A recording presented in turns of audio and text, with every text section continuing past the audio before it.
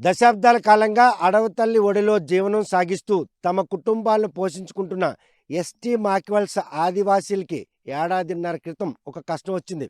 ఎవరైతే ఈ పరిసర ప్రాంతాల్లో ఉన్నటువంటి భూ ఆసామి బోన సత్యనారాయణ గుప్తా ఆ గ్రామాన్ని కూడా ఖాళీ చేసేందుకు పన్నాగం పన్నారు.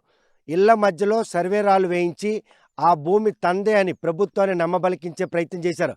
కాకపోతే ఆ 50 గిరిజన కుటుంబాలు కూడాను అలుపెరగిన పోరాట నేపథ్యం ఈరోజు చట్టపరంగా ఆ గ్రామంలో ఆ ఇల్లు మాత్రం వారికి దక్కలే. ఈ పంచాయతీ మాత్రం ఢిల్లీలో నేషనల్ ఎస్టీ కమిషన్ సమక్షంలో జరిగింది. తమ ఉనికిని కాపాడుకున్న వారికి మాత్రం ఉపాధిని కోల్పోయే విధంగా ఈరోజు రెవెన్యూ శాఖ అధికారులు ప్రయత్నిస్తున్నారు.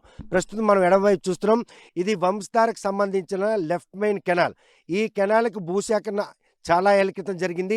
ఈ భూసేకరణ చేపట్టిన తర్వాత ఏదైతే ప్రస్తుతం మనం ఉన్నామో ఇది మాత్రం మిగులు భూమి. ఇది ఇరిగేషన్ శాఖకు సంబంధించిన భూమి. ఇది ఈ భూమిని కూడాను ఓన సత్యనారాయణ గుప్తా సేద్యం చేస్తున్న విషయాన్ని కూడాను ఎస్టీ కమిషన్ దృష్టికి తీసుకెళ్లిన అనంతరం రెవెన్యూ శాఖ అధికారులు నిర్వహించిన సర్వేలో మాత్రం ఇది ప్రభుత్వం భూమిగా పరిగణలోకి తీసుకొని ఈరోజు వారు మాత్రం స్వాధీనం చేసుకోవడం జరిగింది.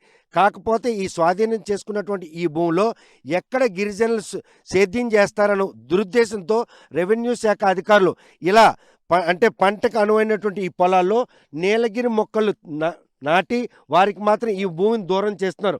మరో కష్టం ఎస్టీ మాక్వెల్స్ ఆదివాసీలకు వచ్చిందనడానికి రెవెన్యూ అధికారుల తాలూగా దుందుడుకు చేరే దీనికి కారణంగా చెప్పుకోవచ్చు.